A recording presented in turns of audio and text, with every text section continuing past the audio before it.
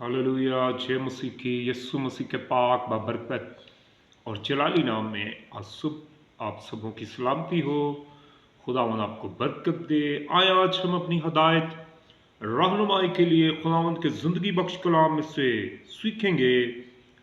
अपनी रहनुमाई के लिए यूहन्ना की मार्फत लिखी गई अंजील और उसका 16 बाब 31 और 32 आयत।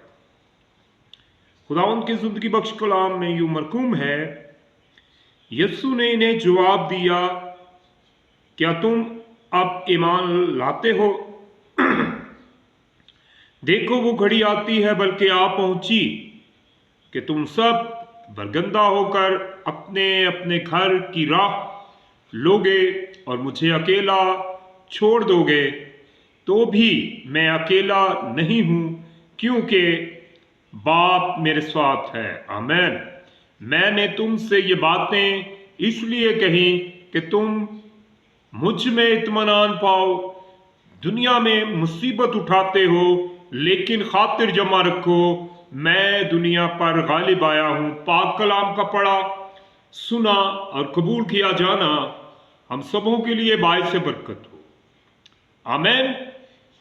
सो अजीजों, बहन भाइयों, बेटों और बेटियों, इस रेफरेंस को जिसको मैंने आज सुबह आपके लिए तिलावत किया है, इसके अंदर हमें दो चीजें सीखने को मिलती हैं। और वो क्या है? क्योंकि बाप मेरे साथ है। आमीन। और खातिर जमा रखो। सो अगर आप इस पूरे चैप्टर को पढ़ेंगे तो आपको पता चलेगा, अंदाजा आप लगा सकते हैं कि खुदा यीशु मसीह अपने शागिर्दों को सिखा रहा है, बता रहा है कि मैं बाप में से निकला हूं और मैं बाप के पास रुखसत होकर वापस जाता हूं।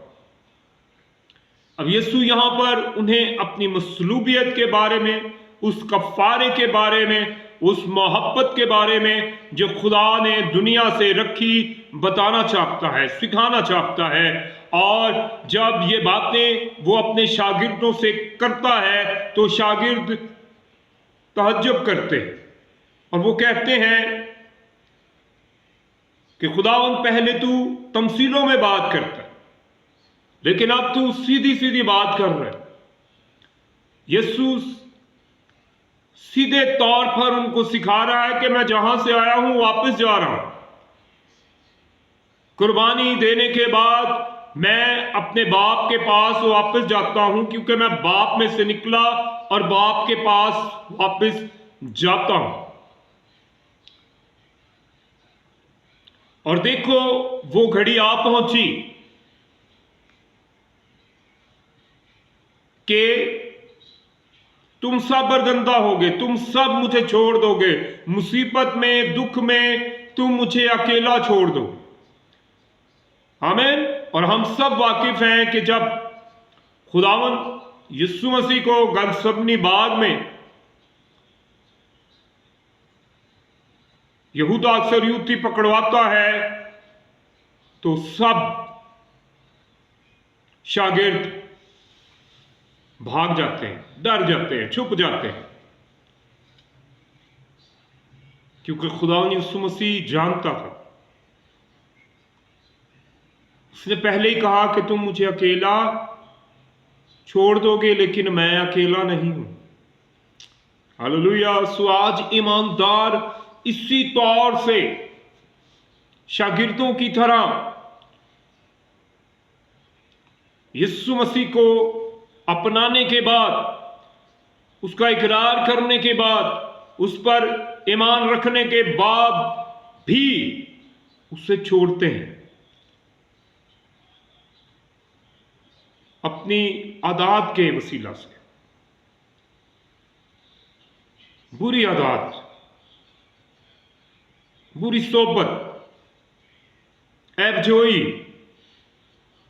बुगस, ईमानदारों के अंदर ऐसी ऐसी चीजें पाई जाती हैं कि अगर आप कलाम के मुआफिक उनका मुवाजना करें तो आपने ईमानदार नहीं कह सकते, लेकिन वो ईमानदार कहलाते हैं। वो कहते हैं हमारा यीशु मसीह पर भरोसा है। जिस तरह खुदावन यीशु मसीह ने अपने शागिर्दों से कहा कि तुम परेशानी और दुखों से घबरा कर मुझे छोड़ दोगे, आज का ईमानदार भी ऐसा ही है। वो परेशानी दुख में किसी और तरफ देखना शुरू कर देता है, वो खुदा को पीछे छोड़ देता है। वो भूल जाता है कि इन दुखों इन परेशानियों के अंदर खुदा हमारे साथ है। उसने वादा किया है कि मैं दुनिया के आखिर तक हमेशा तुम्हारे साथ हूं। आमीन। सो जब आप ईमान के बानी कामिल करने वाले यीशु पर निगाह रखेंगे तो फिर आप कभी खौफजदा नहीं होंगे। अगर आप कलाम के बारे में जानते हैं, आपकी कलाम के साथ वाकफियत है, तो फिर आप कभी भी मसीह को अकेला नहीं छोड़ेंगे। हमें हम कैसी भी बेवफाई करें, हम कैसे भी हालात हो जाएं, हम किस तरह उससे दूर चले जाएं, लेकिन वो हमसे दूर नहीं जाता। आमीन। क्योंकि बाप मेरे साथ है।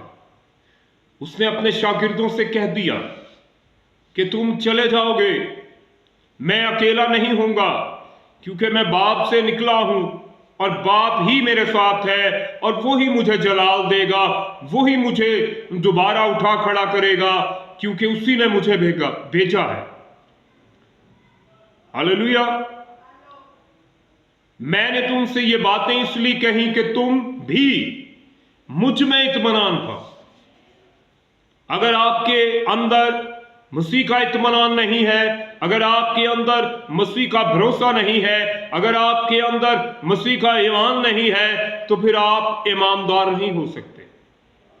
क्योंकि उसने कहा कि मैं जाता हूं और अपना इत्मीनान तुम्हें दिए जाता हूं, वो इत्मीनान जो दुनिया नहीं दे सकती। आज आप इत्मीनान के अंदर हैं। अगर मसीह का इत्मीनान आपके अंदर है तो आप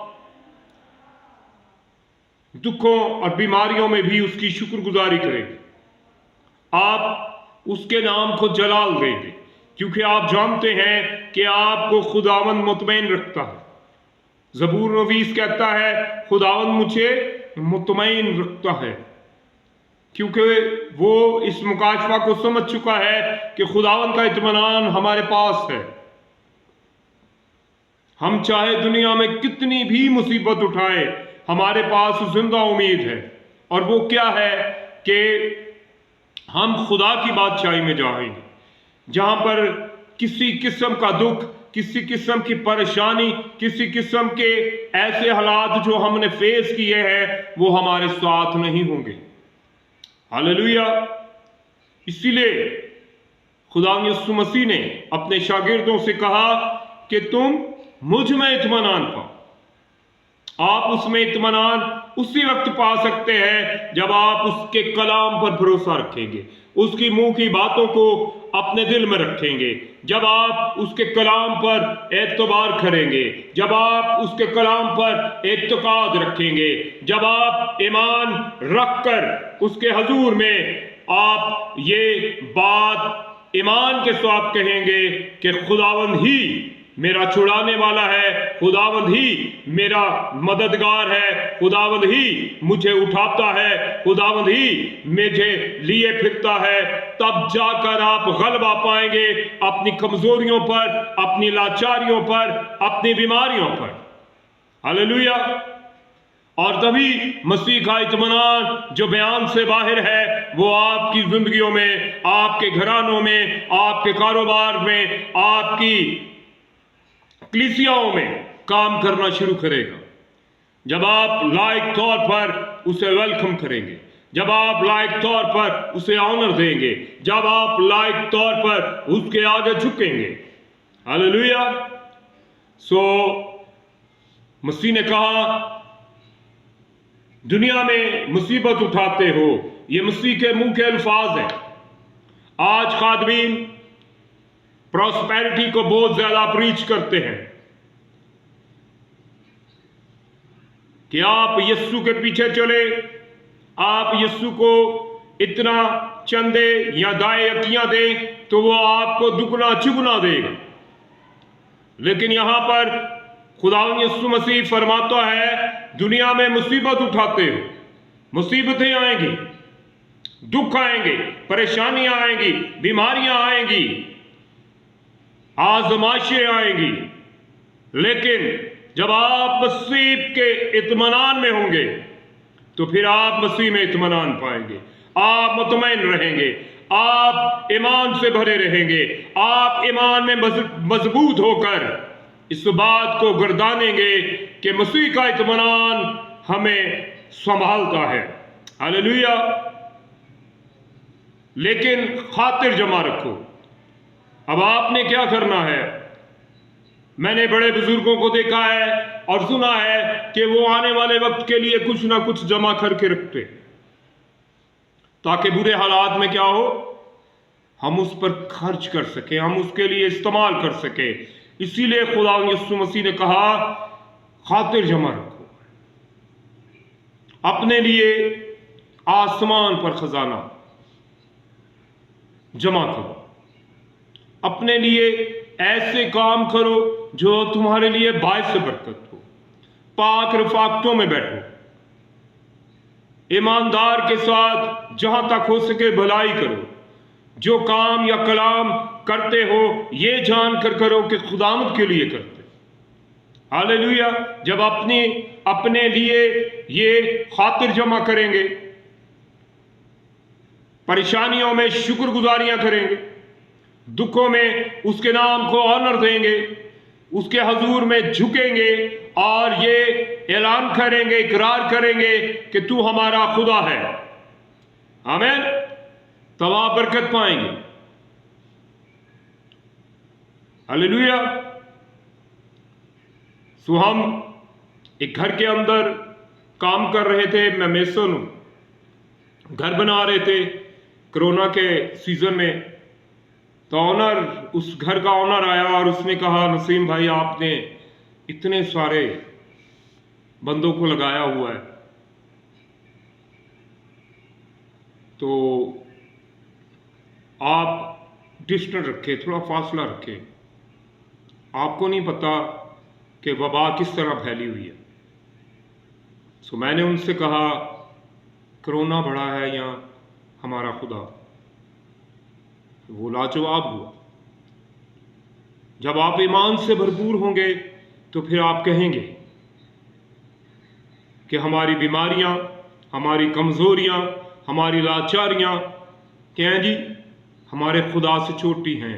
हमारा खुदा बड़ा है, हमारा खुदा सब कुछ कर सकता है, वो मुहैया कर सकता है, वो हील कर सकता है, वो बहाल कर सकता है, वो बढ़ा सकता है, वो ब्रोमंद कर सकता है। आमीन। सो मत घबराए इन मुसीबतों से, इन दुखों से, उसकी शुक्रगुजारी करें। इन आजमाइशों को लेकर कहें, खुदावंद हम इसमें पा पड़े हैं, तू हमें संभालेगा, तू हमें निकालेगा, तू ही बहाल करेगा। हालेलुया। और आगे फतहमंदी की बात जो खुदावंद ने कही कि मैं दुनिया पर गालिब आया हूं। उसने इंसान होते हुए इस दुनिया पर गलबा हासिल किया। उसने इंसानी रूप में हमें नमूना दिया है, बोलने चालने का, चलने का, उठने का, बैठने का, किस तरह हमने गालिब आना है। हालेलुया। खुदावंद के जिंदगी बख्श कलाम में मरकूम है कि पहला आदम क्या है जी, फेल हुआ है, लेकिन दूसरा आदम गलबा पाकर बाप के दानी तरफ जा बैठा, क्योंकि आसमान पर कोई नहीं चढ़ा। वो ही गया है जिसने गलबा पाया है, वो ही गया है जिसने इस जमीन पर रहते हुए दुनिया पर वो गालिब आया।